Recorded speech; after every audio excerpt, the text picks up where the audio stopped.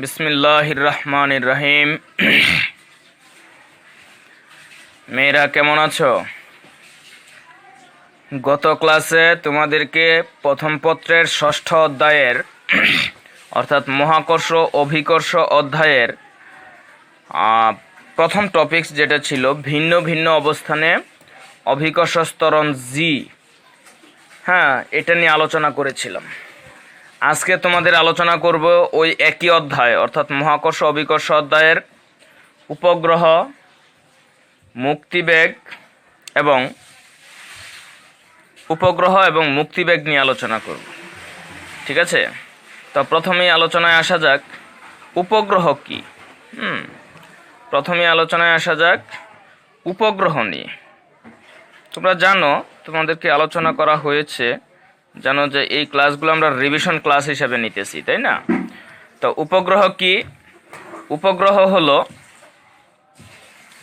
যে সকল মহাশূন্য যান নির্দিষ্ট কক্ষপথে থেকে পৃথিবীকে প্রদক্ষিণ করে তাদেরকে কৃত্রিম উপগ্রহ বলে। অর্থাৎ পৃথিবী থেকে নির্দিষ্ট উচ্চতায় থেকে কোনো যান যদি পৃথিবীকে চতুর্দিকে কি করে প্রদক্ষিণ করে তাহলে তাকে বলা হয় উপগ্রহ। ঠিক আছে, এখন মনে করো এই হলো পৃথিবী। এটা কি? এই হলো পৃথিবী। এই পৃথিবী থেকে এইচ উচ্চতায় মনে করো এই একটা যান আছে, দিস ইজ উপগ্রহ। এটা কি? উপগ্রহ। আর এটা হলো পৃথিবী। এখন এটা হলো পৃথিবী, এটা হলো উপগ্রহ। এই পৃথিবী থেকে এইচ পরিমাণ উপরে থেকে এই উপগ্রহ যদি চতুর্দিকে এইভাবে ঘুরতে থাকে তাহলে এটাকে বলা হবে উপগ্রহ। এখন এই উপগ্রহটা যখন পৃথিবী পৃষ্ঠ থেকে এইচ উচ্চতায় থেকে চতুর্দিকে ঘুরবে তাহলে অবশ্যই সে একটা নির্দিষ্ট বেগ নিয়ে ঘুরবে। এই উপগ্রহটা এইচ উচ্চতায় থেকে যে বেগে ঘুরবে সেটা হলো উপগ্রহের বেগ। আর এই উপগ্রহটা পৃথিবী পৃষ্ঠ থেকে একটা উচ্চতায় আছে, যে উচ্চতায় আছে সেটা হলো এইচ। অর্থাৎ পৃথিবী পৃষ্ঠ থেকে উপগ্রহের উচ্চতা হলো এইচ, এবং এই উপগ্রহটা এই অবস্থান থেকে আবার টোটাল চতুর্দিকে ঘুরে আবার এই অবস্থানে আসতে উপগ্রহের একটা টাইম লাগবে, যাকে বলা হয় উপগ্রহের পর্যায়কাল। তাহলে উপগ্রহ ব্যাপার নিয়ে আমরা আলোচনা করলাম। তাহলে উপগ্রহের বেগ যদি বি হয়, উপগ্রহের বেগ যদি কি হয়? ভি। আমরা জানি পৃথিবীর ব্যাসার্ধ হলো আর। পৃথিবীর ব্যাসার্ধ কত? পৃথিবীর ব্যাসার্ধ হলো আর। পৃথিবীর বর হলো এম, মহাকর্ষ ধ্রুবক হলো ক্যাপিটাল জি। যদি তাই হয় তাহলে পৃথিবী পৃষ্ঠ থেকে এইচ উচ্চতায় উঠে এই উপগ্রহটা যে বেগে প্রদক্ষিণ করবে সেই বেগটা হলো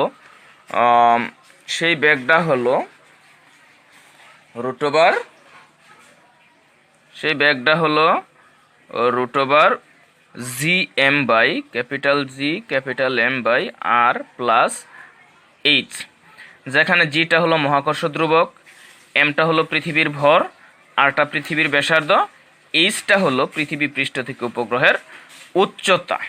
ঠিক আছে, এই সূত্র দিয়ে আমরা উপগ্রহের বেগ বের করে ফেলতে পারবো, কারণ আমরা জি এর মান জানি, এম এর মান জানি, আর এর মান জানি, এইচ এর মান দেওয়া থাকবে। Right, good. তারপর কি আছে? তাহলে এই বেগ নিয়ে উপগ্রহটা কি করবে? পৃথিবী পৃষ্ঠকে চতুর্দিকে আবর্তন করবে। আবার এই যে উপগ্রহটা এইচ উচ্চতায় থেকে যদি পৃথিবীকে চতুর্দিকে আবর্তন করে তাহলে তার পর্যায়কাল কত হবে? যদি পর্যায়কাল ক্যাপিটাল টি হয়, পর্যায়কাল যদি কি হয়? ক্যাপিটাল টি, তাহলে টি ইকুয়াল লেখা যায় root over 4 pi square R plus H whole cube by GM. অর্থাৎ পৃথিবী পৃষ্ঠ থেকে এইচ উচ্চতায় উঠে কোনো একটা উপগ্রহ পৃথিবী পৃষ্ঠকে যদি আবর্তন করতে চায় তাহলে তার আবর্তন কাল অর্থাৎ পর্যায়কাল ক্যাপিটাল টি হবে √4π² r+h⁴ এখানে আরটা পৃথিবীর ব্যাসার্ধ, এইচটা হলো পৃথিবী পৃষ্ঠ থেকে উচ্চতা, জিটা হলো মহাকর্ষ দ্রবক, এমটা হলো পৃথিবীর ভর। ঠিক আছে, এই পর্যায়কাল নিয়ে পৃথিবীকে আবর্তন করবে। এখন কথা হলো, বলা হলো যে স্যার আমরা বেগও চাই না, পর্যায়কালও চাই না, উদ্দীপকে পর্যায়কাল দেওয়া আছে, তাহলে কি করব? যদি উদ্দীপকে পর্যায়কাল দেওয়া থাকে তাহলে উচ্চতা দেওয়া থাকবে না, আর যদি উচ্চতা দেওয়া থাকে তাহলে পর্যায়কাল দেওয়া থাকবে না। উদাহরণস্বরূপ তোমাকে পর্যায়কাল দেওয়া আছে যে এই যে পৃথিবী পৃষ্ঠ থেকে এইচ উচ্চতায় তুলে এই উপগ্রহকে চতুর্দিকে ঘুরানো হচ্ছে, এই উপগ্রহের পর্যায়কাল ক্যাপিটাল টি দেওয়া আছে, বাট এইচ দেওয়া নাই। এখন যদি আমরা এইচ বের করতে চাই, অর্থাৎ পৃথিবী পৃষ্ঠ থেকে উচ্চতা বের করতে চাই, তাহলে উচ্চতা এইচ ইকুয়াল, সূত্রটা হবে উচ্চতা এইচ ইকুয়াল হবে bracket capital G capital M টি² by 4π² to the power 1/3 minus capital R. অর্থাৎ মহাকর্ষ ধ্রুবক, পৃথিবীর ভর, উপগ্রহের পর্যায়কাল, হ্যাঁ এই মানগুলা বসায় ক্যাপিটাল আর অর্থাৎ পৃথিবীর ব্যাসার্ধ মানগুলা বসাইলে আমরা কি পেয়ে যাব? উপগ্রহের উচ্চতা পেয়ে যাব। তাহলে এখান থেকে আমরা কি কি পাচ্ছি? উপগ্রহের বেগ পাচ্ছি, উপগ্রহের পর্যায়কাল পাচ্ছি, উপগ্রহের উচ্চতা পাচ্ছি। আবার মনে করো কোনো একটা উপগ্রহের উচ্চতা এইচ দেওয়া আছে, কোনো একটা উপগ্রহের উচ্চতা এইচ দেওয়া আছে এবং তার পর্যায়কাল দেওয়া আছে। যদি কোনো একটা উপগ্রহের উচ্চতা এইচ এবং পর্যায়কাল টি দেওয়া থাকে, তাহলে আমরা এই সূত্র ছাড়া অন্য আরেকটা সূত্র দিয়েও উপগ্রহের বেগ বের করতে পারি। সেটা কি? ভি ইকুয়াল 2π, উপরে হবে 2π r+h/t। অর্থাৎ এটা কোন সূত্র থেকে আসছে? ভি ইকুয়াল s/t, এই সূত্র থেকে আসছে। এস এর পরিবর্তে 2π r+h, অর্থাৎ পরিধি, ভাগ হলো পর্যায়কাল টি। এই সূত্র দিয়ে আমরা বেগ বের করতে পারি। কথা বুঝতে পারছো? এইটুকু হলো মুক্তিবেগ সংক্রান্ত আলোচনা, এইটুকু হলো উপগ্রহ সংক্রান্ত আলোচনা। এখন কথা হলো যে এই যে উপগ্রহটা, এই উপগ্রহটাকে বহিস্থির উপগ্রহ করতে চাই, তাহলে আগে কি করতে হবে? বহিস্থির উপগ্রহ কি সেটা জানতে হবে। বহিস্থির উপগ্রহ হলো এই যে পৃথিবী পৃষ্ঠ থেকে এইচ উচ্চতায় এই যে উপগ্রহটা আছে, এই উপগ্রহটা কখন বহিস্থির হবে? বহিস্থির উপগ্রহ মানে হলো যে উপগ্রহের পর্যায়কাল পৃথিবীর পর্যায়কালের সমান, যে উপগ্রহের আবর্তনকাল পৃথিবীর আবর্তনকালের সমান, তাকে বহিস্থির উপগ্রহ বলে। তাহলে পৃথিবীর আবর্তনকাল হলো 24 ঘন্টা, তাহলে উপগ্রহের আবর্তনকাল যদি 24 ঘন্টা হয়, তাহলে উপগ্রহটা কি হবে? বহিস্থির উপগ্রহ হবে। কথা বোঝা গেছে? তাহলে বহিস্থির উপগ্রহের সংজ্ঞা কি? যে উপগ্রহের আবর্তনকাল পৃথিবীর আবর্তনকালের সমান, তাকে কি বলে? বহিস্থির উপগ্রহ বলে। আচ্ছা, তাহলে হ্যাঁ, এখন আমরা আলোচনা করব মুক্তিবেগ নিয়ে। কি নিয়ে? মুক্তিবেগ নিয়ে আলোচনা করব। মুক্তিবেগ কি? কোনো একটা বস্তুকে যে ন্যূনতম বেগে উপরের দিকে নিক্ষেপ করলে সে পৃথিবীর আকর্ষণ ছেড়ে চলে যায়, অর্থাৎ সে কি করবে না? পৃথিবীতে আর ফিরে আসবে না। অর্থাৎ কোনো বস্তুকে যে ন্যূনতম বেগে নিক্ষেপ করলে সে কি করবে? পৃথিবীর আকর্ষণ ছেড়ে চলে যাবে, সে আর পৃথিবীতে ফিরে আসবে না। সেই বেগটাকে বলা হয় মুক্তিবেগ। অর্থাৎ মনে করো 2 কেজি ওজনের একটা বস্তু, তাকে উপরের দিকে নিক্ষেপ করলাম, যে বেগে নিক্ষেপ করলে এই 2 কেজি বরের বস্তুটা আর পৃথিবীতে আসবে না, সে পৃথিবীর আকর্ষণ ছেড়ে চলে যাবে, ওইটাকে কি বলা হয়? মুক্তিবেগ। তাহলে মুক্তিবেগ নির্ণয়ের জন্য ওই একই দিস ইজ পৃথিবী, এই হলো পৃথিবীর ব্যাসার্ধ হলো ক্যাপিটাল আর, পৃথিবীর ভর হলো ক্যাপিটাল এম, হ্যাঁ, আর পৃথিবীর পৃষ্ঠে অভিকর্ষ ত্বরণ হলো স্মল জি। তাহলে পৃথিবীর ব্যাসার্ধ ক্যাপিটাল আর, পৃথিবীর ভর ক্যাপিটাল এম, এবং পৃথিবী পৃষ্ঠ অভিকর্ষ ত্বরণ স্মল জি। তাহলে পৃথিবী পৃষ্ঠ থেকে এই পৃথিবী পৃষ্ঠ থেকে এই স্মল এম্বরের একটা বস্তুকে যদি অসীমে পাঠাইতে চাই, অর্থাৎ পৃথিবীর আকর্ষণ ছেড়ে অসীমে পাঠাই দিতে চাই, তাহলে যে পরিমাণ কাজ করতে হবে সেই কাজের পরিমাণ, এই স্মল এম্বরের বস্তুটাকে যদি পৃথিবীর আকর্ষণ ছেড়ে অসীমে পাঠাই দিতে চাই, তাহলে অবশ্যই নির্দিষ্ট পরিমাণ কাজ করতে হবে।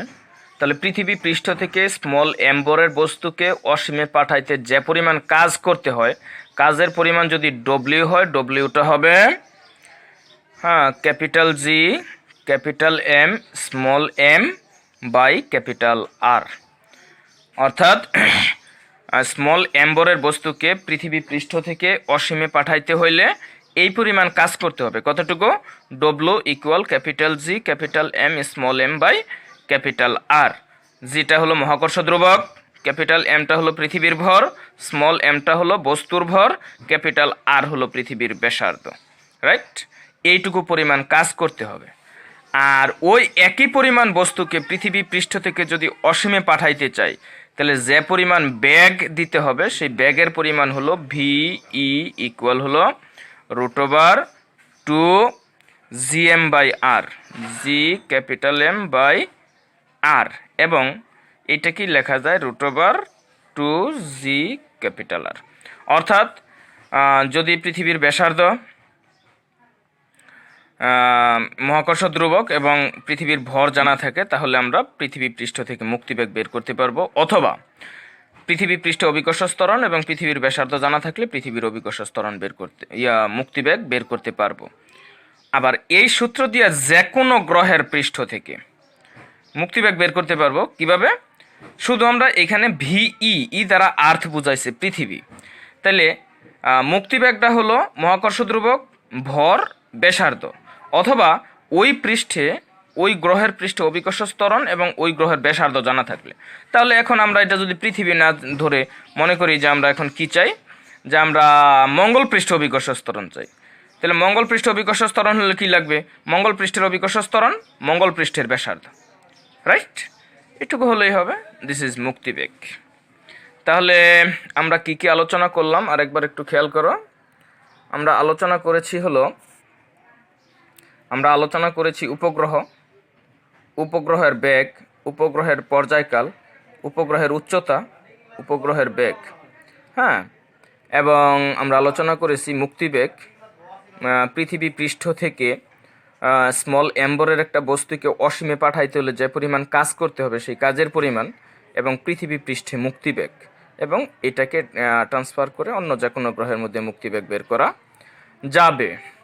তাহলে এইটুকু আলোচনা থেকে আমরা একটা সৃজনশীল আলোচনা করতে পারি। সৃজনশীলটা তোমরা এই মুহূর্তে লিখে নিতে পারো। সৃজনশীলটা হলো এটা।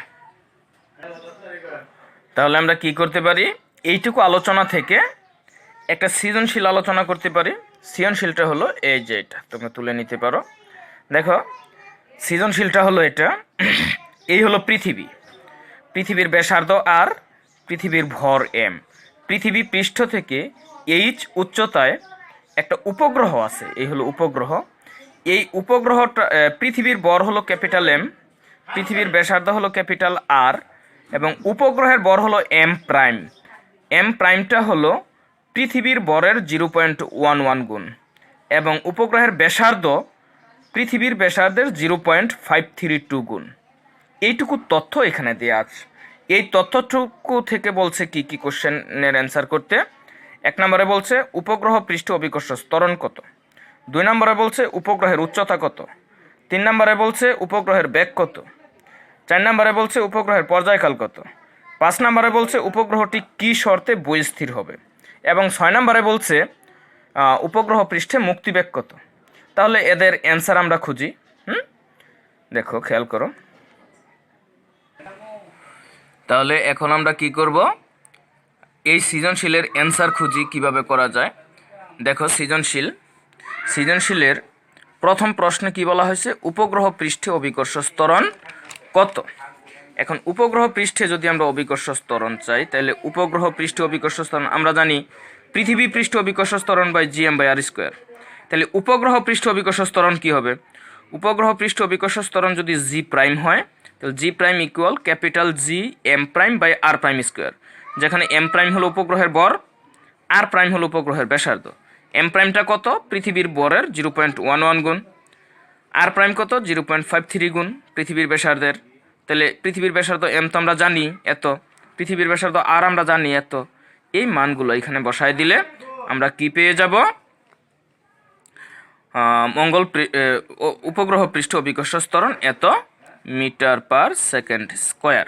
অথবা এই অঙ্কটাকে আমরা এইভাবেও করতে পারি, যেমন উপগ্রহ পৃষ্ঠ অভিকর্ষজ ত্বরণ G প্রাইম হলে পৃথিবী পৃষ্ঠ অভিকর্ষজ ত্বরণ GE হলে আমরা কি লিখতে পারি?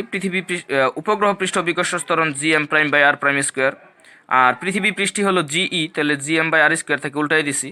এইভাবে এইখান থেকে আমরা G প্রাইমের মানটা বের করতে পারি, সেম আসবে একই। ঠিক আছে, তাহলে উপগ্রহ পৃষ্ঠ অভিকর্ষজ ত্বরণ আমরা দুইভাবে বের করতে পারি, একভাবে আর একভাবে, রাইট? তারপরের কোশ্চেন হলো উপগ্রহের উচ্চতা কত? ঠিক আছে, দেখো তোমাদের উদ্দীপকের মধ্যে উপগ্রহের উচ্চতা কিন্তু দেওয়া নাই। আমরা 1 নাম্বার অ্যান্সারে উপগ্রহ পৃষ্ঠে অভিকর্ষজ ত্বরণ পাইছি, আর পৃথিবী পৃষ্ঠে তো অভিকর্ষজ ত্বরণ অলরেডি দেয়াই আছে। তাহলে আমরা উপগ্রহ পৃষ্ঠ অভিকর্ষজ ত্বরণ জানি, পৃথিবী পৃষ্ঠ অভিকর্ষজ ত্বরণ জানি, আর আমরা জানি পৃথিবী পৃষ্ঠ থেকে H উচ্চতায় কোথাও অভিকর্ষজ ত্বরণ কত হবে? এই যে এটা G prime equal R square by R plus H whole square into G। এখান থেকে H এর মানটা বের করে নিলাম। H ইকুয়াল কি √ওভার G by G prime minus 1 into capital R। জিটা কি? পৃথিবী পৃষ্ঠ অভিকর্ষজ ত্বরণ। G প্রাইমটা কি? উপগ্রহ পৃষ্ঠ অভিকর্ষজ ত্বরণ। আরটা হলো পৃথিবীর ব্যাসার্ধ, রাইট? এইভাবে আমরা 2 নম্বরে Hটা পেয়ে যাব এত মিটার। ক্লিয়ার? তারপর দেখো 3 নাম্বার কি চাইছে? উপগ্রহের বেগ কত? আমরা 2 নং থেকে দেখো উপগ্রহের উচ্চতা H পাইছি, এই Hটাকে আমরা উপগ্রহের বেগ V ইকুয়াল √ওভার GM by R plus H। এখানে Gটা হলো মহাকর্ষ ধ্রুবক, Mটা হলো পৃথিবীর ভর, Rটা হলো পৃথিবীর ব্যাসার্ধ, আর Hটা হলো ওই যে 2 নাম্বার থেকে যে Hটা পাইলাম উচ্চতা, সেই উচ্চতা। তাহলে G এর মান, M এর মান, R এর মান, H এর মান বসায় দিলে, হ্যাঁ, তাহলে এখানে G এর মান কত? 6.63 into 10⁻⁻11 newton metre square KG inverse 2। M এর মান কত? 6 ইন্টু 10⁻24 কেজি।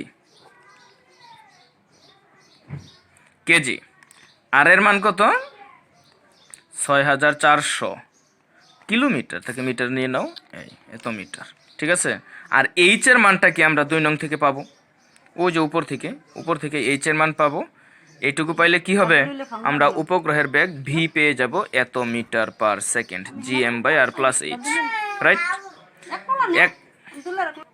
তারপর কি?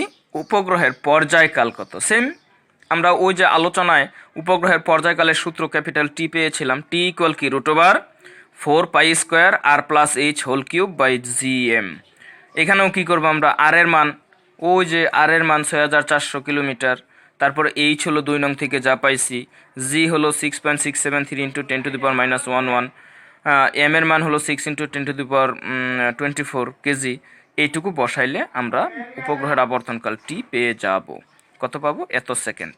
ঠিক আছে, এইভাবে আমরা কি করতে পারি? উপগ্রহের উচ্চতা বের করতে পারি, বেগ বের করতে পারি, পর্যায়কাল বের করতে পারি। এখন তোমাকে বলা হলো এই যে উপগ্রহটা আছে, এই উপগ্রহটা বহিস্থির না। এই উপগ্রহটা কি না? বহিস্থির না। এখন এই উপগ্রহটাকে আমরা বহিস্থির বানাইতে চাই, অর্থাৎ এই উপগ্রহের আবর্তনকাল পৃথিবীর আবর্তনকালের সমান হবে। পৃথিবীর আবর্তনকাল কত? 24 ঘন্টা। তাহলে এই উপগ্রহের আবর্তনকাল যদি পৃথিবীর আবর্তনকালের সমান হয়, তাহলেই কি হবে? উপগ্রহটা বহিস্থির হয়ে যাবে। তাহলে এই উপগ্রহটাকে যদি আমরা বহিস্থির বানাইতে চাই, তাহলে অবশ্যই উপগ্রহের আবর্তনকাল T ইকুয়াল 24 ঘন্টা আগে ধরে নিতে হবে। কারণ উপগ্রহের আবর্তনকাল তো দেওয়াই আছে, ওই যে বলছে যে উপগ্রহটা বহিস্থির হবে। আর উপগ্রহটা কি শর্তে বহিস্থির হবে? যখন তার আবর্তনকাল 24 ঘন্টা। তো ঘন্টাকে সেকেন্ডে নিয়ে নাও, 24 ইন্টু 3600 এত সেকেন্ড। তাহলে উপগ্রহের পর্যায়কাল এত দূরে, আমরা উপগ্রহের উচ্চতা বের করব। কি বের করব? উচ্চতা এইচ ইকুয়াল হলো উচ্চতা H equal G M T square by 4 pi square to the power 1/3 minus কি যেন লিখেছিলাম, মাইনাস ক্যাপিটাল